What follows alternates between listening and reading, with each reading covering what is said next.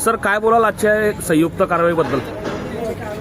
भुसावळ शहरामध्ये मागील एका महिन्यामध्ये रेल्वेमधून भंगार चोरी होणं, तसेच दीपनगरमधून कोळसा चोरी होणं अशा पद्धतीचे गुन्हे वारंवार होत होते आणि त्याच्यामधून इतरही काही मर्डरचे किंवा इतर काही बॉडी ऑफेन्स होत होते.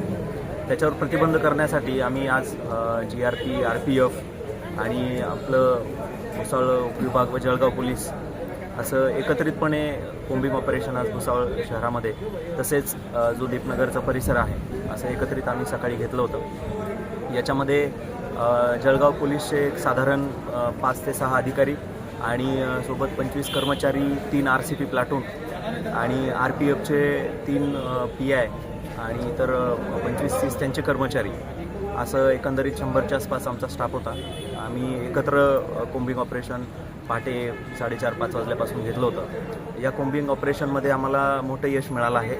याच्यामध्ये जे रेल्वेकडं त्यांचे जे वॉरंट पेंडिंग होते, नॉन बेलेबल वॉरंट असेल, बेलेबल वॉरंट असेल, याच्यामध्ये साधारण 3 त्यांचे जे वॉरंट आहेत ते वॉरंटमधले त्यांना पाहिजे असलेले आरोपी आपल्याला मिळून आलेले आहेत. ते आम्ही रेल्वेच्या ताब्यात दिलेले आहेत.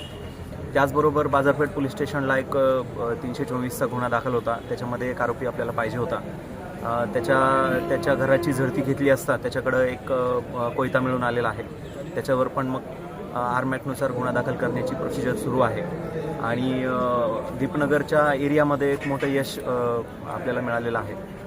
तिथं एक सुरवाडी म्हणून आरोपी आहे जो आपल्याला एक साधारण 50 किलो केबल आणि त्याच्यासोबत केबल कट करण्याचं सामान, तसेच एक चोरीचा गुन्हा आहे तालुक्याला, त्या चोरीच्या गुन्ह्यातलं पण मटेरियल त्याच्याकडे मिळालेलं आहे. त्याच्यामुळे त्याच्यावर महाराष्ट्र पोलीस ॲक्ट 124 प्रमाणे आणि जो चोरीचा गुन्हा आहे त्याच्याप्रमाणे आम्ही पुढील कारवाई त्याच्यावरही करतो आहे.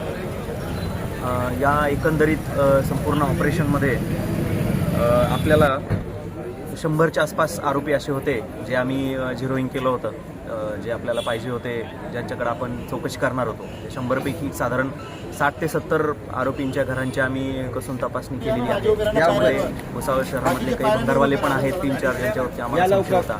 त्यांच्या पण भंगार दुकानांची आम्ही झडती घेतलेली आहे. आणि याच्यामध्ये एकूण 25 असे रेकॉर्डवरचे आरोपी आहेत जे संशयाअंती आम्ही त्यांना ताब्यात घेतलेलं आहे.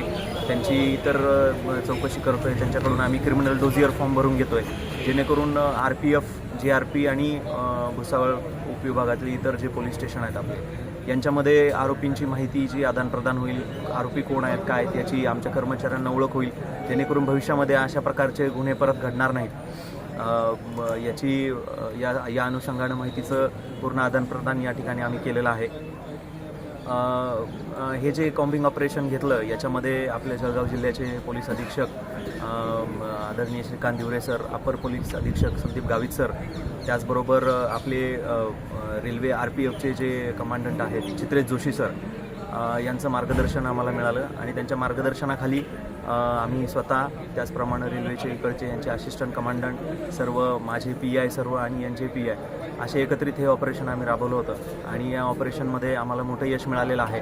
आणि निश्चितच याच्यामुळं भुसावळ शहरामध्ये जे काही भंगार चोरीवरून दीपनगरचा पॉवर प्लांट असेल किंवा रेल्वे स्टेशन असेल, जे गुन्हे घडत आहेत त्याच्यावर निश्चितच काही लगाम लागण्याची आम्हाला अपेक्षा आहे. आणि येणाऱ्या काळामध्ये अशाच पद्धतीचे जॉईंट ऑपरेशन आम्ही राबवणार आहोत.